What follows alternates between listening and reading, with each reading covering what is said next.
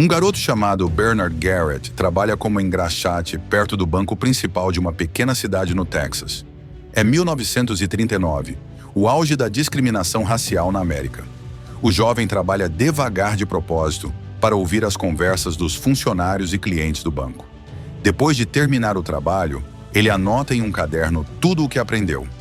Um dia, ele ouve a conversa de alguns banqueiros perto da janela e descobre como eles calculam o valor de imóveis hipotecados. Ele é notado pelo motorista de um dos clientes do banco, que o acusa de se meter nos negócios dos outros e o expulsa, ameaçando contar tudo ao pai dele. À noite, o pai percebe que o filho possui uma inteligência especial. Depois de examinar o caderno do filho, o pai admite que ele dificilmente ficará rico. Os brancos simplesmente não permitiriam. 15 anos depois, tendo juntado dinheiro suficiente, Bernard se muda com a esposa e o filho do conservador, estado do Texas, para a mais democrática Califórnia, em Los Angeles. Eles ficam hospedados com o tio da esposa em um pequeno quarto, pagando um valor modesto. O tio sugere que Bernard consiga um emprego em uma fábrica, mas o rapaz está decidido a entrar no ramo imobiliário em Los Angeles, o que faz o tio zombar dele. Quando Bernard vai colocar o filho para dormir, o tio tenta dar uma lição na sobrinha, mas ela defende orgulhosamente o marido. Muniz, o que seu marido tem contra trabalhar? Se precisarmos complementar a renda até ele encontrar a propriedade certa, eu trabalho na plantação. Mas se ele for um homem de verdade, não vai permitir. Isso não caberá a ele decidir. Meu marido é um gênio, você vai ver. Bernard então promete à esposa que tirará ela e o filho daquele barraco o mais rápido possível. No dia seguinte, Bernard leva o primo ao trabalho, onde conhece um jovem branco animado chamado Matt. Você não me disse que tinha um tio rico. Prazer em conhecê-lo. Eu vivo bem e sou primo dele. Você tem um carro? Então, para mim, você é rico. Bernard analisa todas as ofertas do mercado e tenta baixar os preços. Ele consegue encontrar um prédio de apartamentos, mas infelizmente o imóvel precisa de reformas e o dinheiro que tem só dá para comprar o prédio. Sua esposa se surpreende ao ver que o marido está mirando em um bairro branco, mas Bernard não se importa. Ele entende que os bairros negros estão superlotados e literalmente à beira do colapso. Portanto, terão de se expandir de qualquer forma. Então sua esposa diz que pode encontrar um investidor. Ela o leva ao clube de Jazz Plantation, que pertence a um antigo conhecido dela, um playboy negro chamado Joe Morris. Durante a conversa, Joe se exibe e zomba de Bernard. Isso irrita o homem, que deixa o local apressado. Bernard diz à esposa que um homem desses não é confiável, muito menos para pegar dinheiro emprestado. Ela responde que ele só parece com o Nick Fury, mas que é um bom homem e confiável. Além disso, é amigo do prefeito da cidade. Ah, então é o prefeito, boba. Você quer conhecê-lo? Porque ele é amigo do Joe. Bernard não tem escolha a não ser ir até o dono do prédio e tentar reduzir o preço. O proprietário se revela um empresário muito esperto, com um forte sotaque irlandês. Ele quer $40 mil pelo prédio.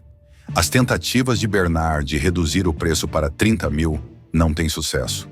Então ele pede para dividir o pagamento em 2 parcelas. 30 mil pagos imediatamente e os outros 10 mil quando o prédio estiver totalmente alugado. Meus inquilinos não vão pagar mais, mesmo que consigam ver o reflexo nos pisos. Mas outro mercado pagaria. Médicos, advogados e professores negros procurando um lugar fora dos guetos em que foram obrigados a viver. Ninguém está mirando nesse mercado, mas eu posso. A insistência, a sagacidade e o talento matemático de Bernard impressionam o irlandês, mas ele não está disposto a correr o risco e recusa. Antes de sair, Bernard observa o nome do banco no calendário e o nome do gerente pessoal do homem. Naquela mesma tarde, Bernard vai até esse banco e tenta falar com o gerente. Mas a secretária mente descaradamente, tentando se livrar do homem negro de uma forma educada. Desculpe, o senhor pode deixar um recado para o senhor? Tenho uma boa visão e posso ler claramente o nome na placa da mesa dele. Desculpe, me enganei. O senhor pode atendê-lo agora ou o senhor prefere deixar um recado? Bernard tem que esperar várias horas pelo gerente, do lado de fora. Após o expediente, Bernard conversa com o gerente na saída do banco, tentando conseguir um empréstimo. Ele conta toda a negociação ao gerente. À noite, Bernard está prestes a desistir, mas o irlandês liga para ele e inicia a conversa com algumas exigências. Bernard usou o nome do irlandês para tentar conseguir um empréstimo com o Sr. Reed, do Mid-City Bank. Você usou meu nome para tentar conseguir um empréstimo com o Sr. Reed, do Mid-City Bank? Sim. E você acha que isso segue os costumes normais de negócios? Não. Bom, pelo menos nisso nós concordamos. No entanto, ele dá boas notícias a Bernard. O gerente concederá o empréstimo porque o irlandês está disposto a ser seu fiador. Ele ficou impressionado com a determinação de Bernard e percebeu que um homem tão obstinado realmente pode ter sucesso nos negócios. Isso emociona Bernard até as lágrimas. Depois que o negócio é concluído, sua esposa o leva ao clube de jazz de Joe Morris para comemorar uma pequena vitória. No clube, Joe se aproxima dele e, ao seu modo, tenta puxar conversa novamente, começando com um assunto paralelo. Não vou desaparecer. Você vai a todas as mesas aqui para garantir aos seus clientes que não vai embora? Não, talvez eu precise pular algumas delas. Joe admite que gosta de ver pessoas negras tendo sucesso e reconhece em Bernard as qualidades de um homem bem-sucedido. Bernard e seu primo fazem pequenos reparos na casa quando, de repente, uma inquilina o nota. O que você está fazendo aqui? Ela começa a implicar com ele, mas durante a conversa, Bernard admite que comprou a casa. Não venha me desafiar, garoto. Este é um prédio de brancos. Você não pode ser o dono deste lugar. O amigo de seu primo, Matt, se junta a eles. Mas você se importa de trabalhar para mim? Dinheiro é verde. É a única cor que me importa. Os três começam a trabalhar duro, mas poucas horas depois a polícia chega, dizendo que uma senhora idosa ligou, afirmando que um homem negro estava se passando pelo dono do prédio. Bernard declara que é, de fato, o proprietário, o que provoca risadas dos policiais. Então ele mostra uma cópia da escritura e eles vão embora dizendo apenas: tente ser mais respeitoso com seus inquilinos. Sim, senhor oficial. Desculpe o transtorno.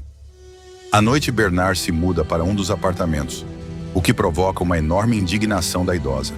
Ela não pretende viver perto de pessoas negras e no dia seguinte deixa o imóvel. Mas o apartamento logo é ocupado por uma senhora negra de boa condição financeira. Bernard entrega o restante do dinheiro ao irlandês, que lhe propõe uma sociedade, comprar casas usando sua reputação no banco e dividir os lucros igualmente, meio a meio. Como é irlandês, os americanos relutam em fazer negócios com ele. Então sugere que Bernard negocie por telefone, já que tem boa oratória, sabe barganhar e, o mais importante, é ótimo com números. Quando for necessário um rosto para assinar o contrato, seria o do irlandês. Com o tempo, eles compram um grande número de casas na região e o negócio começa a prosperar. Bernard compra uma bela casa para sua esposa. Todos os imóveis são ocupados por inquilinos solventes e o negócio de Bernard vai de vento em popa. Mas como se sabe, os altos são sempre seguidos pelos baixos. A morte do parceiro irlandês marca o início da queda. Após a morte dele, sua esposa se dispõe a comprar a parte de Bernard, já que não pretende continuar o negócio com um homem negro. Ela oferece um valor 4 vezes abaixo do preço de mercado. Bernard diz possuir 50% das casas, mas como o acordo entre eles era apenas verbal, a mulher pode não lhe pagar nada. Bernard, então, tem duas opções: aceitar o que ela oferece ou tentar processá-la e talvez acabar sem nada. Tentando encontrar uma testemunha do acordo, ele procura o gerente do banco, que se recusa a recebê-lo, pois agora trabalha com a esposa do irlandês. Bernard percebe que não há mais o que fazer e se dirige à saída. Na porta, nota uma placa com os nomes das empresas que alugam escritórios naquele prédio. A maioria são bancos. Ele tem então uma ideia ousada e quase irreal: comprar o prédio inteiro para que ninguém ali jamais ouse ignorá-lo novamente. Essa ideia audaciosa, movida pelo orgulho ferido, o faz deixar de lado seus preconceitos e princípios pessoais e recorrer a Joe Morris. Bernard propõe que os dois comprem o prédio juntos, já que Joe possui vários imóveis comerciais em bairros negros e entende do mercado imobiliário. Mas o empresário espirituoso não quer se envolver em território branco. Você sabe que não há um único prédio no centro de Los Angeles pertencente a um negro, e há uma razão para isso.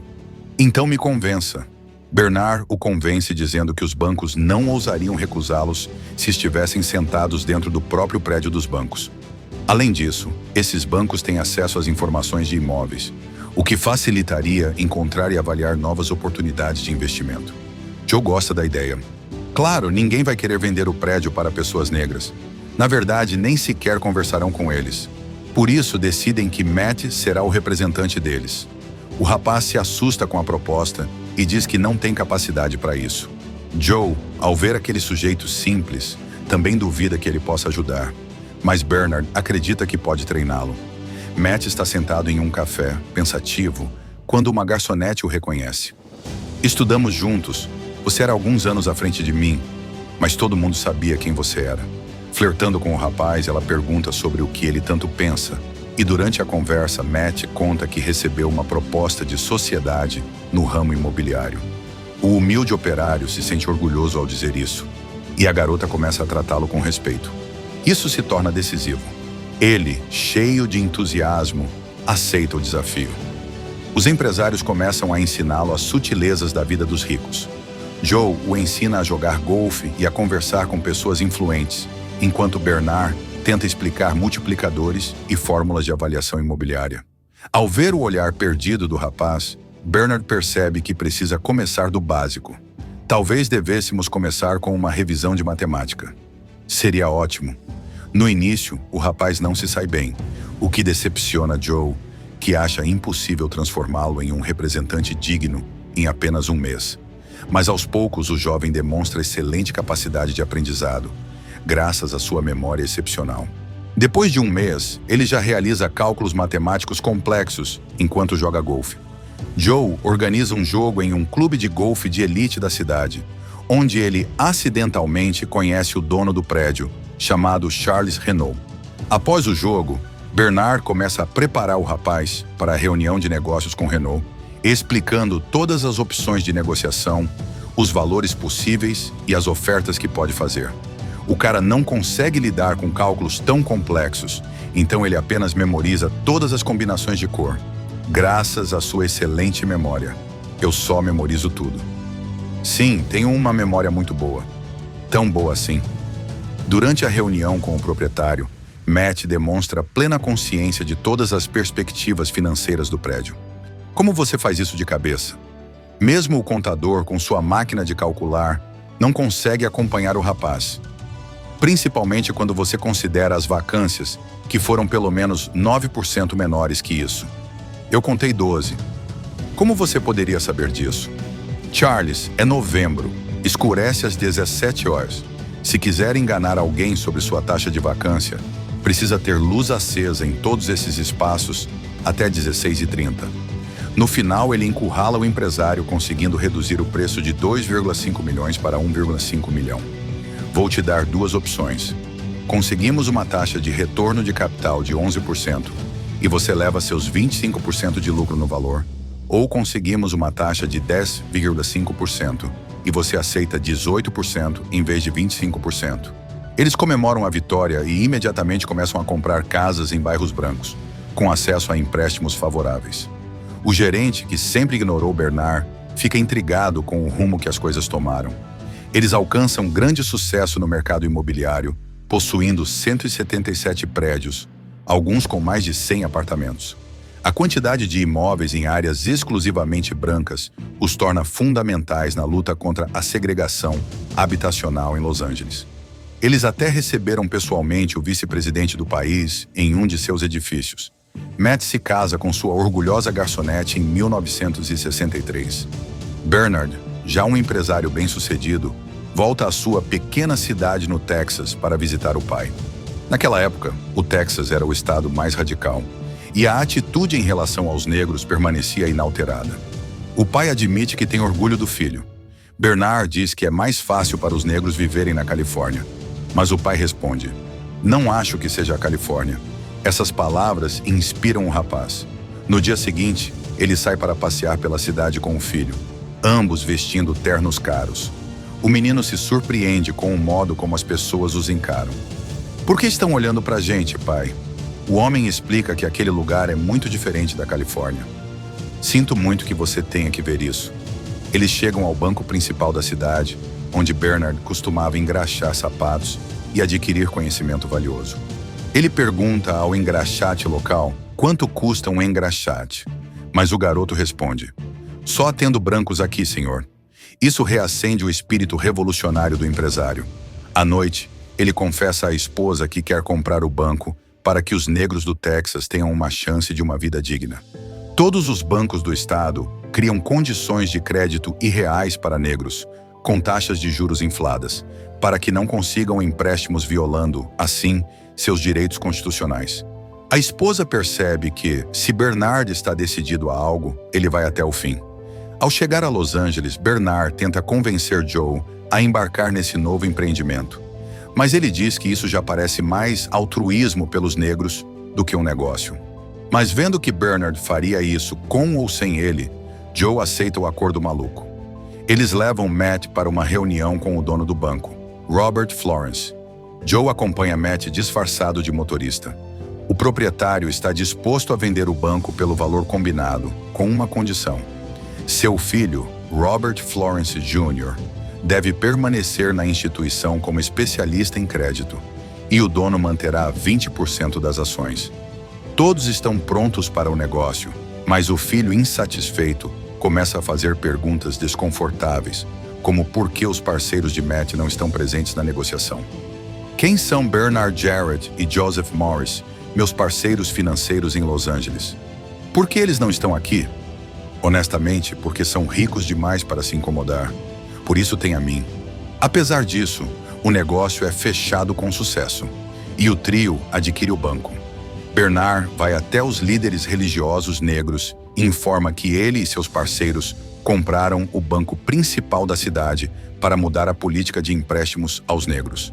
Ele precisa da ajuda deles para identificar mutuários responsáveis entre suas congregações. Todos devem manter sigilo absoluto. Bernard realiza dezenas de empréstimos comerciais e residenciais para negros.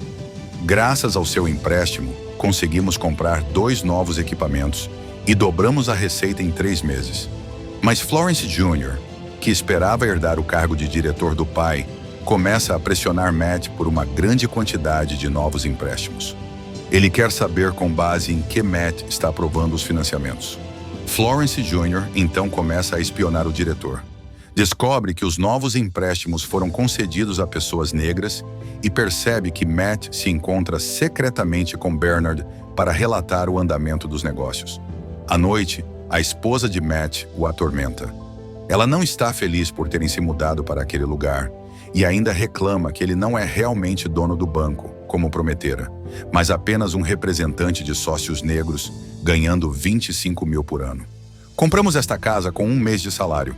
Você disse que seria sócio deles. E um sócio não vive de salário. Um sócio é dono. Ele promete que o próximo banco que comprarem será totalmente dele. Está pensando em comprar outro? Estou. Seria algo e tanto. No dia seguinte, Florence descobre o local onde os empresários se reúnem. Ele invade a casa de Bernard e o ameaça. Vai contar aos moradores quem realmente é o dono do banco e para quem os empréstimos são concedidos. Todos os brancos vão correr para fechar suas contas, e o banco vai à falência. Então você ficará com 20% de um banco falido, em vez de um próspero. Bernard pergunta se estão juntos nessa. Florence responde: não exatamente. Veja, meu pai não sabia que estava vendendo o banco dele para 2 negros. Então isso é fraude. Nossos 2 nomes estavam naquele contrato que você assinou. Você até perguntou sobre nós. Bernard diz que Florence Sr. sabia quem eles realmente eram. Então, Florence mostra um aviso do controlador da moeda, informando que a inspeção anual foi adiantada em 2 trimestres por causa de uma denúncia anônima. Quando Florence sai, Matt, incentivado pela esposa, sugere que os parceiros comprem outro banco, um pequeno, para transferir todos os empréstimos feitos a pessoas negras para ele. Ele já encontrou o banco e pensou em todo o negócio. O Banco Marlin é pequeno. Vocês podem comprá-lo por 274 mil. O rapaz explica que essa é uma boa solução, mas o cauteloso Bernard não gosta da ideia. Ele percebe que não darão conta de administrar mais um banco. Matt insiste em assumir a gestão completamente. São $274 mil do Joe e meus. A gente devia pelo menos ter a palavra final, certo? Se eu não puder ser meu próprio homem aqui, talvez precise me demitir e voltar para Los Angeles. Isso é uma ameaça? Não, vocês me ensinaram muito. Eu só quero ser mais como vocês. Um dono. No fim, Matt consegue assumir o controle do novo banco à força. A esposa de Bernard começa a trabalhar como faxineira no novo banco, para ficar de olho nele. Se confiasse em mim, não precisaria disso. Você se incomoda de eu estar aqui? Um pouco. E você se incomoda de eu querer administrar meu próprio banco? Um pouco. Bernard cria uma lista de empréstimos que precisam ser transferidos para o novo banco e instrui Matt a revisar tudo antes de assinar, trabalhando apenas com o advogado de confiança deles. Mas Matt, confiante demais em suas próprias habilidades, decide agir por conta própria. Ele contrata um advogado indicado por Florence, provavelmente o mesmo que denunciou o banco ao controlador da moeda. Durante a assinatura dos contratos, Matt folheia os documentos com seriedade, mas sem realmente lê-los. Preocupado em cometer erros na gestão, ele comenta com a esposa: "Eles têm sorte de me ter. Eu é que tenho sorte. Estou aprendendo com pessoas muito mais inteligentes que eu. Eles não são mais inteligentes que você. Talvez sejam, mas são meus amigos." Florence liga para ele e diz que os clientes brancos estão indo ao Mainland Bank sacar todo o dinheiro porque alguém espalhou que o banco faz empréstimos para negros. Além disso, o inspetor do controlador da moeda inicia a auditoria do novo banco, também devido a uma denúncia anônima. Os inspetores federais acabaram de sair do meu escritório. Mas não era só mês que vem? No Marlin, não no Mainland. Tire os livros principais. Ele volta em 1 hora. Bernard, disfarçado de faxineiro, tenta ajudar Matt a explicar como as transações são feitas, mas não adianta. O inspetor encontra empréstimos que um banco tão pequeno jamais poderia ter. Matt corre para o banheiro e pede ajuda aos parceiros. Como esses empréstimos foram parar aqui? Eu revisei cada um. Não tinha nada acima de 20 mil. Você realmente olhou os contratos quando pegou? Eu li a primeira página. Talvez não com cuidado. E como o advogado não percebeu isso? Não pude usar o O'Keefe. Quem foi que arranjou esse advogado, afinal? Florence. Florence? Eles percebem que Florence armou tudo de propósito e se espantam que Matt não tenha notado. Depois da inspeção, decidem vender o pequeno banco para salvar o Mainland Bank. Mas Matt não aceita perder o banco onde finalmente está no comando. Eu não vou perder o Marlin. Deve haver algo que eu possa fazer. Matt continua cometendo erros. Ele recompra os empréstimos em nome do Mainland Bank. Joe é informado disso por um banqueiro de confiança em Los Angeles. Quem em sã consciência pagaria o valor total por aqueles empréstimos comerciais? Mainland Bank, e Willis assinou alguns deles. Bernard e Joe correm para o banco para tentar impedir Matt. Mas antes que possam explicar o tamanho do estrago, o vice-controlador da moeda entra e anuncia que a licença do banco foi revogada por transações suspeitas e que ele será colocado sob administração do FDIC. Na saída, eles são presos pelo FBI, não sem resistência de Bernard. Em Washington, antes de uma audiência pública no Senado, um advogado explica que o governo quer usar o caso deles para ajustar as leis bancárias. E o que isso tem a ver comigo? Você quer a versão dita ou a não dita? A não dita. Precisamos mudar as leis. Quero dizer, impedir que negros como esses sejam donos de bancos e emprestem dinheiro a outros negros. Em outras palavras, querem usar Bernard como exemplo para endurecer o controle sobre os bancos. O senador conversa com Matt e diz que ele precisa culpar os parceiros para não pegar 50 anos de prisão. Matt faz isso na primeira audiência. Admite que foi manipulado, que Bernard controlava tudo e que ele só seguia ordens. Depois, o senador fala com Bernard e propõe que confesse que usou brechas da lei para se enriquecer ilegalmente assim. O Congresso mudará as regras a favor dos brancos e ele ficará livre.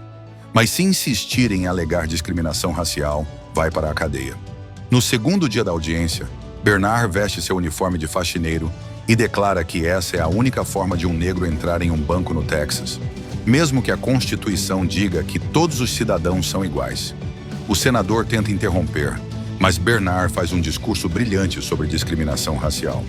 Por que é tão importante para você excluir uma raça inteira de pessoas do sonho americano? Claro, o Senado não ficou satisfeito com esse discurso e o governo federal confiscou seus bens após essa audiência. Um júri totalmente branco no Texas os considerou culpados de uso indevido de fundos bancários e os condenou a 3 anos de prisão federal. Matt, por outro lado, permaneceu em liberdade.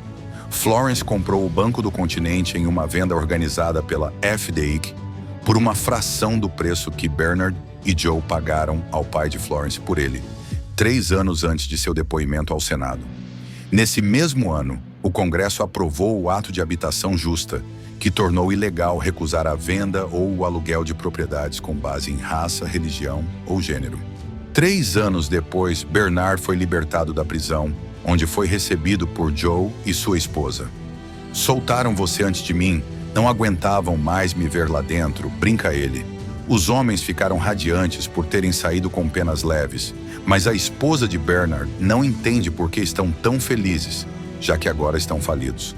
Então Bernard admite que, antes da primeira audiência, Matt ligou para ele e confessou que o senador o pressionou e que teria de testemunhar contra Bernard. Bernard então pediu um último favor, que ele vendesse alguns de seus bens e comprasse para ele e Joe 2 mansões nas Bahamas. Isso foi feito com sucesso, e Matt se mudou para as Bahamas, onde eles viveram em suas luxuosas mansões. Esse filme é baseado em uma história real. Espero que tenha gostado e ficarei muito feliz se você se inscrever no meu canal.